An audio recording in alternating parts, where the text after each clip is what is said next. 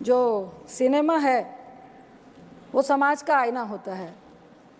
हम लोग बड़े हुए हैं सिनेमा देखकर और काफ़ी इन्फ्लुएंस करता है सिनेमा पिक्चर्स हमारी लाइफ में, खासकर युवाओं की लाइफ में।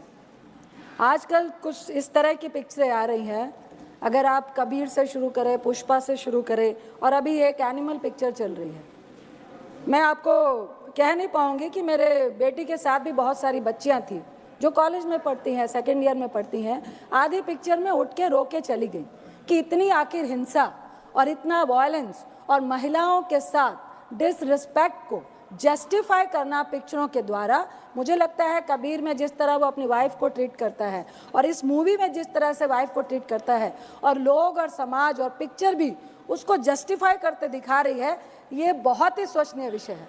दूसरा, युवाओं पे सभापति जी बहुत सारे ऐसे एग्जाम्पल्स हैं कि इन पिक्चरों का, इन वायलेंस का और गलत नेगेटिव रोल को हीरो की तरह पेश करने में हमारे आज के खासकर 11वीं और 12वीं के बच्चे इनको रोल मॉडल मानने लगे हैं। कई इस तरह की हिंसा हमें समाज में देखने को मिल रही है, जो एग्जाम्पल और जो उदाहरण वो पिक्चरों से लेकर आते हैं। तीसरा, उच्च कोटि का इतिहास है पंजाब का, हरि सिंह नलवा का। उसमें एक गाना है कि फड़ के गंडासी मारी अर्जन वैली ने।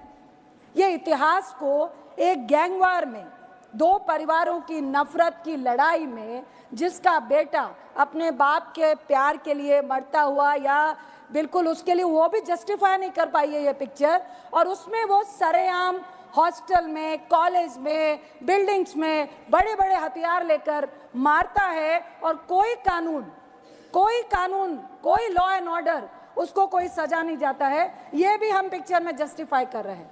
जहाँ तक अर्जन वैली का सवाल है सभापति जी, हरि सिंह नलवा जो कमांडर इन चीफ थे सिख फौज के, जिन्होंने मुगलों के खिलाफ, जिन्होंने अंग्रेजों के खिलाफ उनकी बढ़ती हुई सत्ता को रोकने के लिए लड़ाई लड़ी थी, उनका बेटा था अर्जन सिंह नलवा, जो पाकिस्तान के गुजरात से, वो जब पूरा इंडिया हमारा एक साथ था, और उन्होंने कई मुसलमानों को 1947 में बचाने का काम किया था।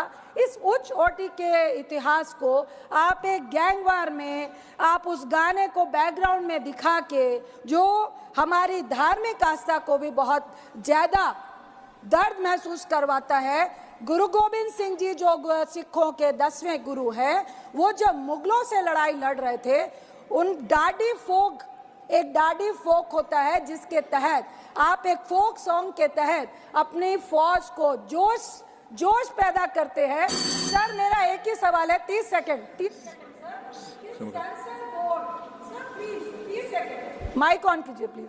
Sir, thank you sir. Sensor board ऐसी पिक्चरों को बढ़ावा कैसे दे रहा है और किस तरह से ऐसी पिक्चरें पास होके आती हैं जो हमारे समाज के लिए बीमारी है? ऐसी पिक्चरों का कोई भी स्थान हमारे समाज में नहीं होना चाहिए। बहुत बहुत धन्यवाद।